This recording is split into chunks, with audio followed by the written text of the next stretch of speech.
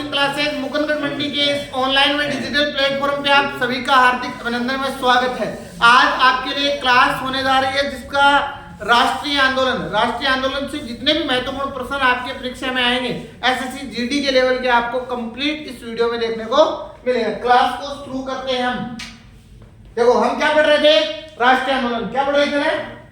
राष्ट्रीय आंदोलन। उसमें सबसे बड़ी बात होती है कि राष्ट्रीय आंदोलन की शुरुआत होती है उस आप लोगों को पढ़ाया जाता है कि 28 दिसंबर 1885 को कांग्रेस की क्या हुई थी, स्थापना। लेकिन उससे पहले की कुछ एक बातें मैं आपको बताता हूँ। भारतीय राष्ट्रीय आंदोलन में कांग्रेस की स्थापना से पूर्व की स्थिति क्या है कि बंगाल के अंतर्गत क्षेत्रीय पार्टियां हैं।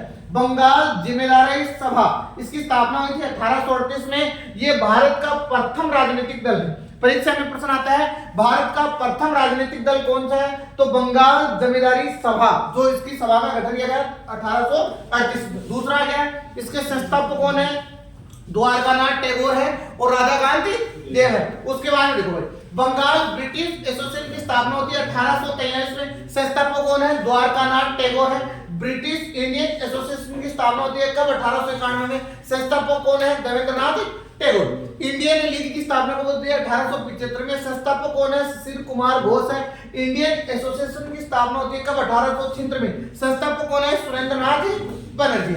नेशनल कॉन्फ्रेंस की स्थापना होती है 1883 में। संस्थापक कौन है, सुरेंद्रनाथ बनर्जी है और आनंद मोहन घोष है। ये मैंने आपको जो बंगाल की क्षेत्रीय पार्टी पढ़ाई उससे एक प्रश्न आता है कि भारत का प्रथम राजनीतिक दल कौन सा है। या दूसरा प्रश्न पूछ लेते हैं कि बंगाल की क्षेत्रीय पार्टी कौन सी है, तो आपको 6 की 6 पार्टी के नाम याद रखने हैं। आगे देखो, आगे क्या आता है, उसके बाद में आता है कि मद्रास के अंतर्गत कौन कौन सी क्षेत्रीय पार्टी है। तो मद्रास नेटिव एसोसिएशन है जो 1852 में स्थापित हुई थी। ये पहली राजनीतिक पार्टी है जिसने 1857 की क्रांति की क्या की थी, आलोचना की थी। ये इसलिए यह प्रश्न अति महत्वपूर्ण बन जाता है, जिसकी वजह से यह पार्टी लोगों में अलोकप्रिय हो गई थी। मद्रास महाजन सभा की स्थापना हुई थी 1884 में। संस्थापक कौन है, वी राघवाचार्य है। उसके बाद में मद्रास की क्षेत्रीय पार्टियों में बॉम्बे एसोसिएशन, इसकी स्थापना किसने की थी, बदरुद्दीन तैयब। ये बदरुद्दीन तैयब वही है जो कांग्रेस पार्टी के प्रथम मुस्लिम लीग क्या होंगे, अध्यक्ष होंगे, मुस्लिम अध्यक्ष होंगे। उसके बाद में है लंदन में ईस्ट इंडिया एसोसिएशन की स्थापना किसने की थी, दादा भाई नौरोजी ने। इसकी किताब है, ये तमाम बातें आपको इस वीडियो में देखने को मिलेंगी। उसके बाद में क्या है, ये राष्ट्रीय आंदोलन के चरण शुरू होते हैं। राष्ट्रीय आंदोलन कितने चरणों में शुरू हो रहे हैं, कितने चरण, 3 चरणों में। और कौन कौन से चरण, पहला चरण 1885 से 1905 के बीच। इस चरण को नरमपंथी नाम से जाना जाता है। दूसरा 1905 से 1919 के मध्य उसको गर्मपंथी कहा जाता है। थर्ड चरण 1919 से 1947 इसको गांधी युग के नाम से जाना जाता है। उसके बाद में नरमपंथी कौन है, सुरेंद्रनाथ बनर्जी है, दादा भाई नौरोजी है, फिरोज शाह मेहता और गोपाल कृष्ण गोखले। ये नरमपंथी लोग हैं। राष्ट्रीय आंदोलन को 3 चरणों के अंतर्गत क्या किया गया है, डिवीजन किया गया है। अब आगे देखो, आगे क्या है कि विचारधारा, प्रथम जो चरण है उसकी विचारधारा कैसी थी, अंग्रेजी न्यायप्रिय थी। प्रथम राष्ट्रीय आंदोलन के अंतर्गत किन किन साधनों का प्रयोग किया गया था, उन्होंने समाचार पत्रों का प्रयोग किया था कि समाचार पत्रों के माध्यम से अंग्रेजों को अपनी बात पहुंचाते थे। उसके बाद में क्या है, प्रथम चरण का योगदान क्या है, इसमें क्या क्या बातें देखने को मिली हमें। 1886 में लोक सेवा आयोग की स्थापना हुई। 1892 में भारत शासन अधिनियम आया और 1896 में व्यय सुधार आयोग का क्या किया गया, गठन किया गया। ये पहले जो राष्ट्रीय आंदोलन हुआ है उससे हमें इन बातों से क्या हुआ, भारत को फायदा हुआ। अब हम सेकंड चीज के अंतर्गत पढ़ते हैं कि भारतीय राष्ट्रीय आंदोलन की कांग्रेस की स्थापना से, ये मैंने आपको बताया थोड़ी देर पहले आपको। उसके बाद में ये है आपके दादा भाई नौरोजी जिसने राष्ट्रीय आय का सिद्धांत दिया था, 10 धन निष्कासन का सिद्धांत दिया था, poverty of British rule in India की पुस्तक, ये तमाम बातें आ जाएगी। उसके बाद में ये है गोपाल कृष्ण गोखले और भारत परिषद अधिनियम आएगा। उसके बाद में फिरोज शाह मेहता आएंगे। उसके बाद में सत्येंद्रनाथ बनर्जी आएंगे, फिर अरविंद घोष आएंगे और कौन आएंगे, बाल गंगाधर तिलक, लाला लाजपत राय। और उसके बाद में ये बंगाल का विभाजन आ जाएगा और उसके विपिन चंद्र पाल आएंगे और ये दिल्ली का दरबार लगेगा। ये तमाम घटनाएं इसमें मिलेंगी। राष्ट्रीय आंदोलन का दूसरा चरण कब शुरू होता है, 1905 से शुरू होता है, 1919 के मध्य शुरू होता है। गर्मपंथी नेता कौन होते हैं, लाला लाजपत राय होता है, बाल गंगाधर तिलक होता है, अरविंद घोष होता है और विपिन चंद्र पाल होते हैं। इस आंदोलन का योगदान क्या क्या है, अंग्रेजी सरकार का वास्तविक स्वरूप जनता के सामने रखा। उन्होंने आंदोलन को जन आंदोलन बनाया, विदेशी वस्तुओं का क्या किया, बहिष्कार किया, स्वदेशी वस्तुओं शिक्षाओं पर क्या दिया, बल दिया। प्रथम बार जेल गया, कौन गया, बाल गंगाधर तिलक गया। उसके बाद में आता है कि बंगाल का विभाजन कब हुआ? 19 जुलाई 1905 को बंगाल विभाजन की क्या हुई? घोषणा हुई। और 7 जुलाई 1905 को स्वदेशी आंदोलन की शुरुआत हुई। किसने की? आनंद मोहन बोस ने की। वेरी मोस्ट क्वेश्चन है। उसके बाद में क्या होता है? 16 अक्टूबर 1905 को बंगाल का विभाजन लागू हुआ। इस दिवस को बंगाल किसके रूप में मनाए जाते हैं? शोक दिवस के रूप में मनाई जाती है। परीक्षा में प्रश्न आता है कि शोक दिवस कब मनाया जाता है? आप कहोगे 16 अक्टूबर को मनाया जाता है। फिर रविंद्रनाथ टैगोर के कहने पर बंगाल में हिंदू मुस्लिम एकता की स्थापना हुई और उसने क्या बांधी? राखी बांधी। उसके बाद में जो डिटेल्स आती है कि उसने 2 गीत लिखे। पहला लिखा वंदे मातरम, फिर लिखा अमार सोनार बांग्ला। उसके बाद में क्या हुआ? स्वदेशी आंदोलन का कांग्रेस में 2 भागों में डिवीजन हो गया। डिवीजन तो पहले हो गया, लेकिन नरम दल ने क्या किया? स्वदेशी आंदोलन को बंगाल तक सीमित रखा और गरम दल ने संपूर्ण भारत में इसका क्या किया? प्रचार प्रसार किया। अब कांग्रेस 2 भागों में डिवीजन हो जाता है। 1960 में इसका क्या हुआ? विभाजन हो गया। फिर एक पार्टी आती है मुस्लिम लीग। मुस्लिम लीग ने 30 दिसंबर 1906 को ढाका में मुस्लिम लीग की स्थापना की। इसके संस्थापक कौन है? मुस्लिम लीग के सलीम उल्लाह खान। और प्रथम अध्यक्ष कौन बने? वकार अल मुल्क। उसके बाद में क्या होता है? बाल गंगाधर तिलक पर राजद्रोह का मुकदमा लगाकर 6 वर्ष के लिए कहां भेज दिया जाता है? मांडले जेल। वहां पर उन्होंने एक पुस्तक लिखता है। उन पुस्तक का नाम है गीता रहस्य। उसके बाद में आगे क्या होता है? 1909 में भारत परिषद अधिनियम आता है। उपनाम क्या है? पार्लियामेंटो सुधार अधिनियम। कारण क्या है? 1892 में कांग्रेस के प्रसाद। ये तो मूल कारण नहीं है। मूल कारण क्या है? हिंदू मुस्लिम एकता को समाप्त करना है। हिंदू मुस्लिम एकता को क्या कर देंगे? पूर्ण रूप से समाप्त कर देंगे। अधिनियम के प्रावधान क्या है? केंद्रीय विधान परिषद के सदस्यों की संख्या कितनी कर दी? 69 कर दी। गवर्नर जनरल की कार्यकारी परिषद में एकमात्र भारतीयों को क्या चुना जाता है? उस व्यक्ति का नाम क्या है? सत्येंद्रनाथ प्रसाद सिंधा है। मुस्लिम लीग को पृथक निर्वाचन क्षेत्र दे दिया जाता है। दिल्ली दरबार कब लगता है? 1911 में लगता है। मैंने अभी आपको थोड़ी देर पहले फोटो दिखाई ना। जॉर्ज पंचम और रानी मेरी भारत आए। बंगाल विभाजन को राष्ट्र को क्या कर दिया? रद्द कर दिया। राजधानी को कलकत्ता से कहां ले गए? दिल्ली स्थानांतरित। अब दिल्ली षड्यंत्र केस के अंतर्गत क्या होता है? राज बिहारी बोस दिल्ली में चांदनी चौक पर जे हार्डिंग सेक्रेटरी गाड़ी पर क्या फेंक देते हैं? बम फेंक देते हैं। अवध बिहारी बोस, अमिचंद, बाल मुकुंद मिश्रा और बसंत कुमार को क्या हो जाती है? फांसी हो जाती है। अब एक पार्टी आती है, एक मतलब आंदोलन चलता है, उसको बोलते हैं होम रूल आंदोलन। कब हुआ? 1916 में हुआ। यह है आंदोलन। यह आंदोलन आयरलैंड से प्रभावित था। इसके संचालन करता कौन कौन होते हैं? बाल गंगाधर तिलक होती है और एनी बेसेंट होती है। एनी बेसेंट कहां की है? आयरलैंड की रहने वाली है। अप्रैल 1919 में भारत में होम रूल की स्थापना हुई। तिलक ने 2 समाचार पत्र निकाले। एक तो था केसरी, दूसरा था मराठा। केसरी किस भाषा में? मराठी भाषा में। और मराठा किस भाषा में? अंग्रेजी भाषा में। उसके बाद में आता है अगस्त प्रस्ताव, उसको बोलते हैं मॉन्टी की घोषणा। 20 अगस्त 1917 को आया। भारतीयों को स्वशासन का अधिकार दिया जाएगा। लखनऊ समझौता होता है। किनके बीच में?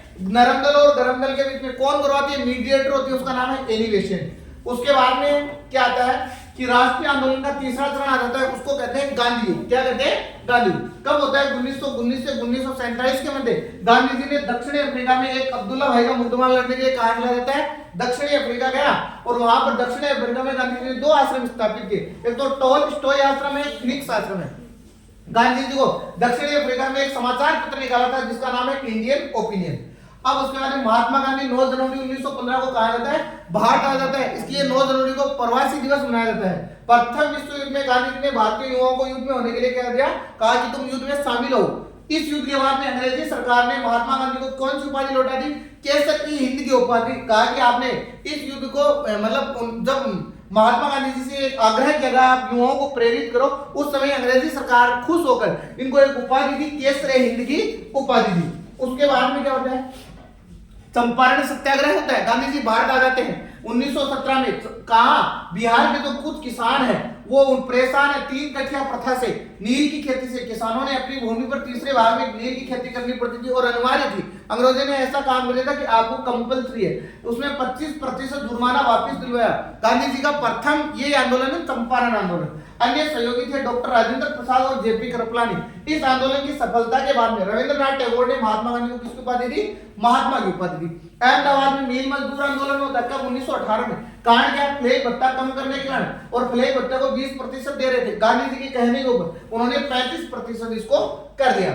उसके बाद में होता है इतने में जलियांवाला बाग हत्याकांड हो जाता है। कब होता है? 13 अप्रैल 1919 को रोलेट एक्ट के विरोध में वैसाखी के दिन एक सभा का आयोजन होता है। उसमें जनरल डायर आदेश दे देता है कि आप लोग क्या चलो गोलियां चला दो। उसमें काफी लोग, हजारों लोग उसमें मर जाते हैं और हंसराज नामक व्यक्ति ने दायर करके क्या सहयोग किया। एक कमेटी गठित होती है, हंटर कमेटी, इस हत्याकांड की जांच के लिए। अब महात्मा गांधी इस कमेटी को क्या कहता है? गांधी जी इस रिपोर्ट को कहा है पन्ने दर पन्ने क्या है, निर्जल है, इसका कोई औचित्य नहीं है। हाउस ऑफ लॉर्ड्स लंदन ने डायर को ब्रिटिश साम्राज्य का शेर कहा। जो व्यक्ति गोली चलाता है उसको ब्रिटिश साम्राज्य का शेर कहा जाता है। ये थी अंग्रेजों की। 1940 में सरदार उधम सिंह ने इंग्लैंड में जाकर इसको क्या कर दिया, मार दिया। इस हत्याकांड के बाद में रविंद्रनाथ टैगोर ने नाइटहुड की क्या कर दी, उपाधि लौटा दी।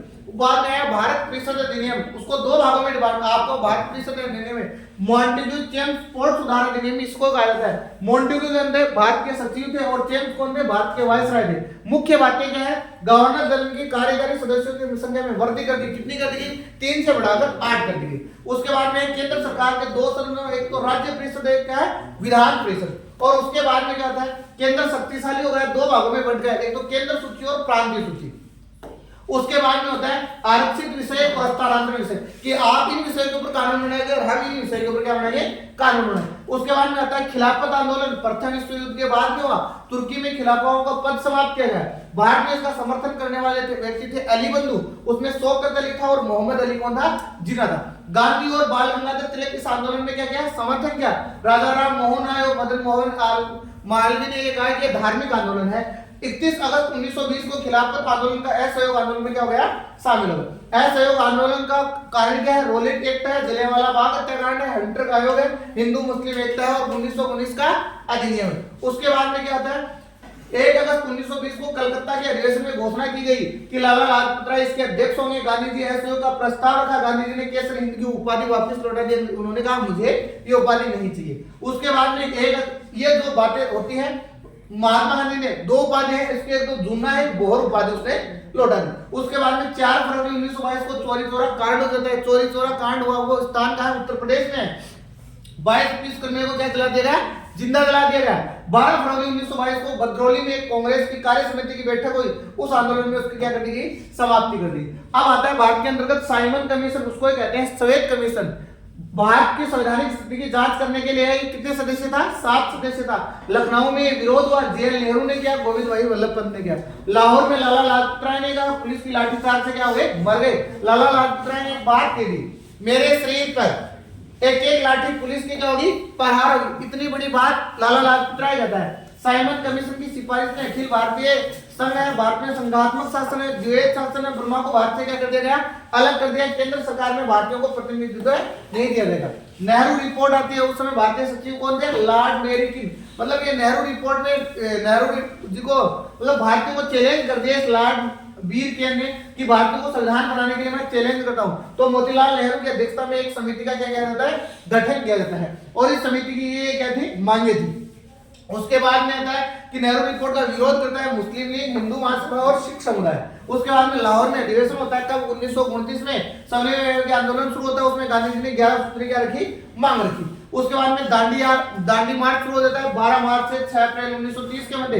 गांधी जी ने साबरमती में एक आश्रम है, वहां पर 78 अनुयायियों के साथ क्या किया, ये आंदोलन शुरू किया। उसमें एक अमेरिकन पत्रकार था, बेग मिलर इनके क्या था, साथ में था। और एक आदमी का नाम आता है जो खान अब्दुल गफार खान, इसने लाल बत्ती दल की स्थापना की। इसका उपनाम है खुदाई खिदमतगार। उसके बाद में होता है कि गांधी इरविन समझौता होता है 5 मार्च 1931 में। ये इसकी प्रमुख शर्तें हैं गांधी इरविन समझौता। फिर गोलमेज सम्मेलन होता है 30, 31, 32 और जो महात्मा गांधी है वो सेकंड गोलमेज सम्मेलन में भाग लेते हैं। और तीनों गोलमेज सम्मेलन में भाग लेने वाला व्यक्ति था अम्बेडकर। कौन था, अम्बेडकर। गांधी जी राजपुताना नामक जहाज से लंदन जाते हैं और गांधी जी वहां से शुरू होकर बाद में वापस शुरू करते हैं। सांप्रदायिक पंचायत कब आता है, 16 अगस्त 1932 को। ब्रिटिश पीएम कौन थे, रेमजी मैकडोनाल्ड थे।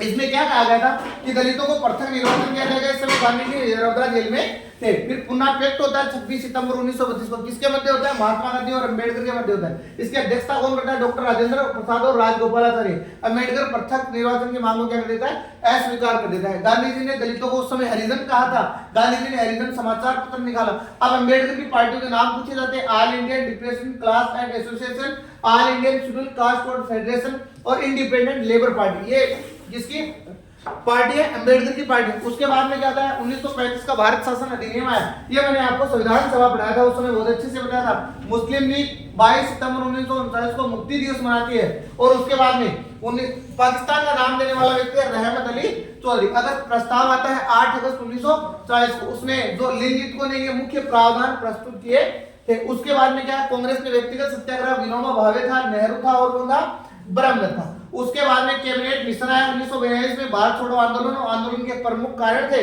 कहां से शुरू होता है, ग्वालियर के टैंक मैदान से शुरू होता है। 9 अगस्त 1942 को अंग्रेजी सरकार ने ऑपरेशन जीरो चलाया और महात्मा गांधी जी को पुणे के आगा खां महल में नजरबंद कर दिया गया। 1945 में आंदोलन क्या होता है, समाप्त। जब महात्मा गांधी जी को जेल में बंद किया गया, उस समय नेतृत्व किया जयप्रकाश नारायण ने, राम मनोहर लोहिया ने, उषा मेहता ने, अरुण आसफ अली ने। फिर माउंटबेटन योजना आ जाती है 3 जून 1947 को, रेड क्लिफ आयोग का गठन होगा 15 अगस्त 1947 को, भारत और पाकिस्तान अलग हुए और भारत शासन अधिनियम 1947 के तहत भारत क्या हो गया, आजाद। आपको ये वीडियो कैसा लगा, ये रिवीजन क्लास थी राष्ट्रीय आंदोलन की, मुझे कमेंट करके जरूर बताना। बता दे।